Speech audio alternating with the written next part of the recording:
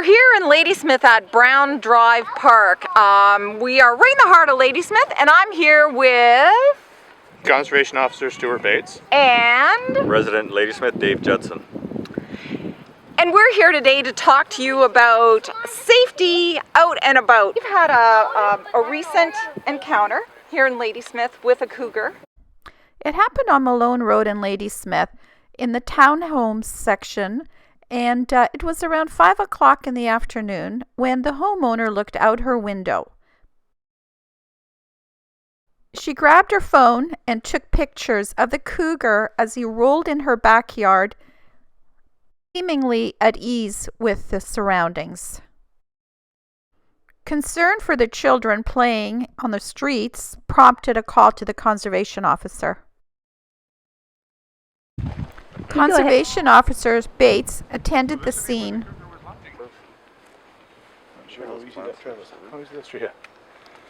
So this is the area where the cougar was. Right. Wow, look at this. There's houses everywhere. By the time Bates arrived, the cougar had left the scene. Just to make sure it's gone. So I went up to the trail on the power lines while my partner stayed down a little bit, and so did the police officer. And I didn't see it running across the trail. I saw no sign of his tracks on the trail. I said, okay, it's gone. It scooted off. And I was on my way back when I looked down, and the cougar was, like I said, just up the hill. And you could see these houses through there. Yeah. I could see the roof of it, and I had no idea if there was someone in this yard. That's what the other members, the police officer and the CO, were trying to determine if there was somebody behind it or... So it's basically 20 feet away. That's closer, yeah. Oh, yeah. That's under 15. So I'm not a small man. I'm leaning over it, and it's still looking at me like, what do you want? And then just turned and faced me and got to the pouncing position. It was at that point Bates decided to put the cougar down. And he had no other choice. If the cougar had left, it might have ended different. We only put down animals based on their behavior. And that is lack of fear of people and aggressive, threatening, or predatory behavior exhibited towards people or our pets or livestock. Right? And if you tell me a cougar ate one of your free-range chickens, I would tell you that's unfortunate. Learn to put your chickens away. Right? I don't kill them for that. We've actually had farmers have lost half a dozen sheep in a night. Well, you should put your sheep in the barn at night. Right? Yeah. Put them away. If you still have a problem, call me and I'll come and deal with it. 99.9% of the time I show up and I provide advice. Right? Yeah. But unless people phone me, I can't provide.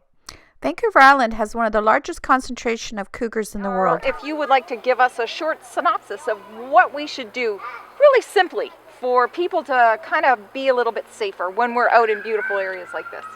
Okay, so if you want to keep the cougars away from your homes, you don't attract cougars to your home by not feeding deer and don't feed raccoons. That's their natural prey. Okay, yeah. Other things you don't want to do is you don't want to keep your pets and livestock outside and unsecure at night because cougars are opportunistic. They will prey on chickens, cats, dogs, if Little the kids. opportunity presents itself.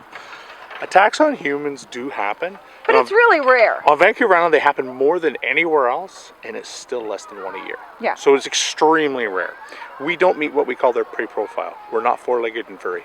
Active all year round. Like they'll come and go and stuff like that. So there's really no peak time. It's they usually follow the food source, or if they're pushed out of territory, they're juveniles looking for their own home. You were saying that there's a couple of simple rules that we should keep in mind. So if you come across a bear or a cougar and you're in a wilderness setting or close to your home, the first thing you need to do is do not scream and do not run. If you remember nothing else, remember those. If you do either one of those two things, you can cause an attack that wasn't otherwise going to happen. 99.999% of the time, they're not sure what you are and they want to leave. Okay. So don't scream, don't run. Make yourself look as big as possible. If you have a small pet or a small child with you, pick them up because they got bigger. Anything to make yourself look big. Open an umbrella, backpack over your head, stick over your head. Sweater. Open up your coat, sweater, whatever you can to make yourself look big and intimidating. Okay. Now, the only difference between a bear and a cougar is with a cougar, you want to stare them in the eyes. With a bear, you don't. Oh, okay. So I've heard that if you drop to the ground... No. and pretend you're dead. No. So, don't scream, don't run. Make yourself look big. Stare in the eyes of its cougar, look at his feet or his bum if it's a bear, just so you know where he's at. In between the young, because that's what happens with a lot of mothers or the cougars or bears are trying to protect their young like a mother does. Yeah. Say, hey cougar, hey bear, hey bear. You're not doing that for the animal's sake. You're trying to alert everybody else in earshot. Right. You have a problem and what it is. hey cougar, hey bear. There you go. Right? Okay, because you don't want to be high pitched. Because one of the things they were No. saying is don't yell. Yes, and that's So- one of the reasons you don't want to scream is that high-pitched squeal sounds like a wounded deer. So you want to do a lower. So that's why, in a lot of cases, they say pets and young children, because small children screaming, running around, arms flailing, little bit of movement, and they're small. yes, so that's exactly. like, oh, kitty Great. time to play. Yes. Okay, That's exactly what so that is. keep yourself big. Talk in a very monotone, manly way, and look them in the eye. For Unless it's a cougars. bear. Unless it's a bear, you then look look at at his his bum. You just want to make sure you know where the bear is. Yeah. And then when I'd say people, when you're backing up, because it's usually uneven ground, slide your feet. This would be a bad time to trip. Pay attention to your surroundings. So before you start moving, have a quick look around. Are there cubs? And if so, where are they? You're running Yeah, the wrong because you direction don't want to there. run, Exactly. or you don't want to back up into them. Yeah. Right. You want to make sure you know where you are. Because mostly she'll want to get her cubs and leave Yeah. and get out of there. The best advice I can give you is keep your dogs on a leash. All wildlife view all dogs as wolves. Cougars view Everything is prey. Cougars will even kill wolves one-on-one. In almost every case I can think of where someone got attacked by a cougar, they didn't know it was there. Right? Cougars are ambush predators. They Stealth, attack quiet. from Behind. That's what I was and that's why we say thinking, yeah. never turn and run, because you won't make it. Right? So you always How want to face fast them. can they go? They can leap 30 feet in one bound. In one bound. One bound. Wow. So, and I've watched them leap onto people's roof of their house. So that's about 2 bounds away right there. Sure. In 2 bounds, he could get To the road almost. To that playground. 2 bounds. He could get to that playground easily. Easy. There have been incidences here at Browns Park. There have been sightings. We haven't had incidents. We have had people spot cougars in here, usually late in the evening or really early in the morning. The reason is as you can see behind me, it's all bush, and that bush connects up to the greater part of the forest. There's nothing but the power lines between us and Holland Lake. Like Right. it's just all bush. So the cougars would come right down to the edge of this, and anywhere you have places where you have deer, raccoons, rabbits, cougars are going to follow. Ladysmith sits in a very precarious place with 2 water streams crossing through the town itself, Yes. bumped up against the ocean, bumped up against the forest, and yet we don't have a lot of incidents No, we don't. in this area, We have hunters that are out in the forest, right? that are keeping the predator population to a point that it can stay out there. It doesn't need to expand into the town. Right. And the other thing is fairly good at tracking control. We don't have a lot of issues with people leaving fruit out or garbage and stuff like that. And when we do, they correct it really quickly. So people that have, say, an orchard or an urban farm in their backyard, they're doing a good job of keeping the waste to a minimum, keeping their garbage tied up tight. Right? And the fish runs, they can come down there and not be disturbed, right? So it's the same thing. And the deer population, the rabbit population, quail on this power line is thick. So, I mean, they really don't need to come into town. They can be on the outskirts undetected, but, until they're starving or pushed out of their territory, Right. they really don't need to come in. But they do come. Or a bear sighted on one of our trails, Holland Creek Trail, The city will simply close the trail. which is probably Removing the the people. best thing, right? Remove the people from the situation, and then Yes. we don't have to take the harsh step of removing the animal by Correct. force. Yes.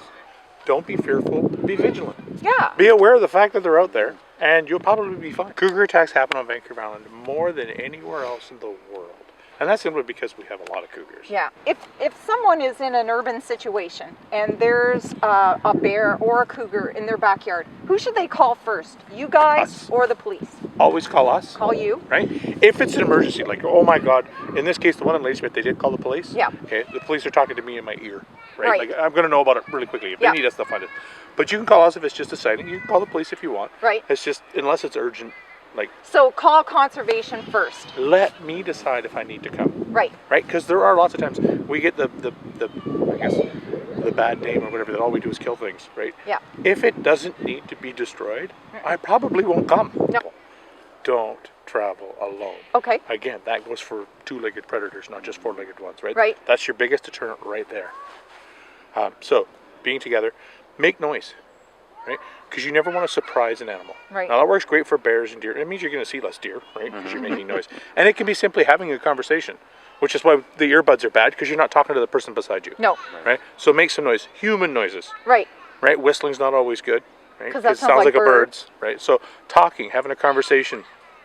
And then just be aware, right? Occasionally look behind you, right? Because cougars will know that there's sound there, but they're not always going to be deterred. They're a cat. They're curious. Right. But you're probably not going to see them. You're In all my years of hoping. hunting, hiking, and fishing on this island, I've never seen one other than at work. They estimate there's between 600 to 800 cougars on Vancouver Island. Correct. Okay. Those numbers are based on estimates, based on the territory and the environment and the prey species. So they Right. look at it and say, okay, about how many could it support? And it's also based on the number that the hunters harvest. The more abundant the deer, the smaller the territory. Okay. They're not So fighting for over food, yeah. So the So cougar North that we have Nanaimo that can- currently lives in Lindley Valley, in Nanaimo, doesn't have to have a very big territory now, does it? No. Full of deer. Yeah. Right. Most of the cougars that I deal with, which are problem cougars, so they're having a conflict with people, are dispersing subadults, as we call them. So they're about 2 years old. Mom's just kicked them out. And the majority of them, not a huge, vast majority, maybe slightly more than 50%, but not a whole lot more, are males, because Mother Nature simply pre-designed them to disperse further to get away from their mother to prevent inbreeding. So the females, they're not competitive? Like, They are competitive, but they generally set up territory next to their mother. okay. And they don't have as big a territory as females. A big female cougar would be like 90, 80, 95 pounds. The males would be 160, even up to 180. Right. Well, I see lots of people packing the bells. You know, it's funny. I seen a lady the other day with her bear mace on the Holland Creek Trail. She said, "Look, Dave, I got my mace, my bear spray," and but a lot of people packing the bells. But like, I keep them on my dogs too, because it can help me find my dog. But Yeah. still, it's a non-natural noise, right? And here's an example. Bear spray does work on cougars and it does work on bears. Works great. You know how close you have to be? Oh yeah, real close. How More close? in my 3 eyes. meters. Yeah. 3 And meters. guess And what? don't blow it in this wind. If you sprayed it that way, you're only spraying you. 'Cause you're blowing it into the wind. Enjoy the great outdoors, but remember to be cougar smart.